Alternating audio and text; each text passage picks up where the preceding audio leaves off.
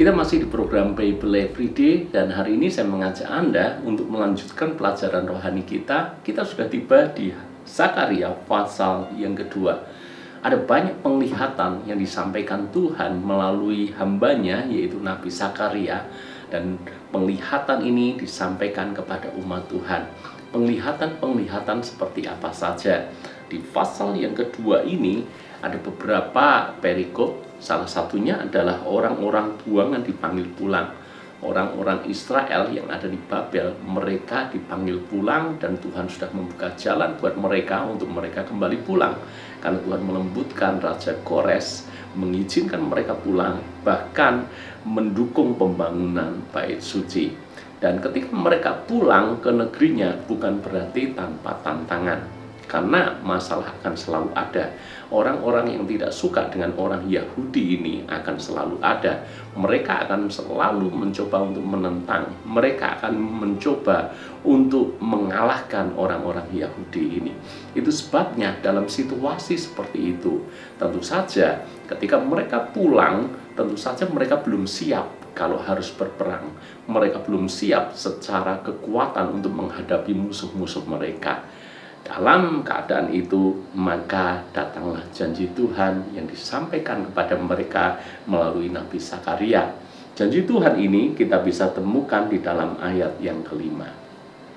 Dan aku sendiri, maksudnya adalah Tuhan, demikianlah firman Tuhan, akan menjadi tembok berapi baginya di sekelilingnya, dan aku akan menjadi kemuliaan di dalamnya.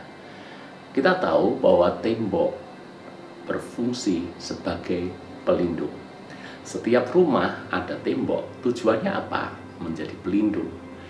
Rumah dikelilingi pagar, dan yang lazim kita jumpai pagar itu dibuat dari tembok.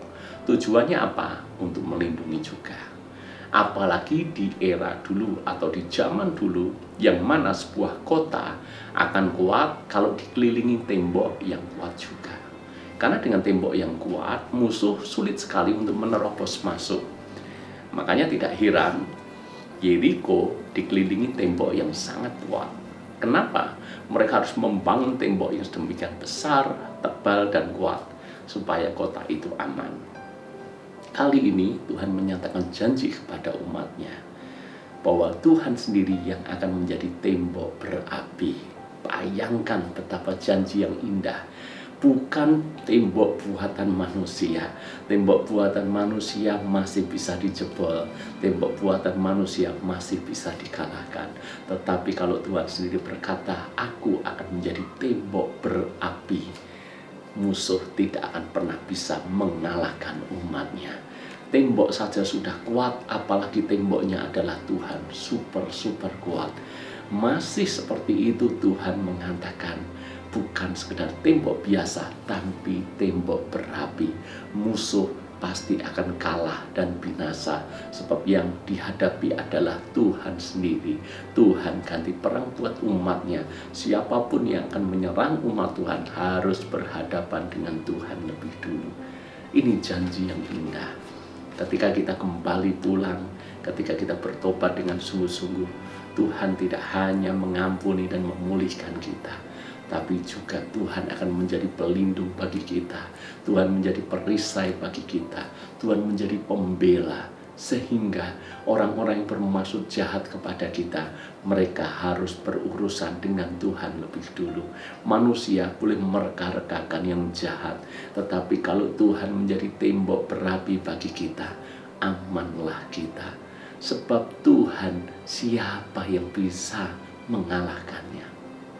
Ayat-ayat ini kiranya memberikan penghiburan bagi kita semuanya. Selama hati kita melekat kepada Tuhan, dan selama kita mengizinkan Tuhan yang berdaulat penuh itu berkuasa atas kita, maka Dia akan menjadi tembok berapi, pelindung sejati bagi kita. Tuhan berkati.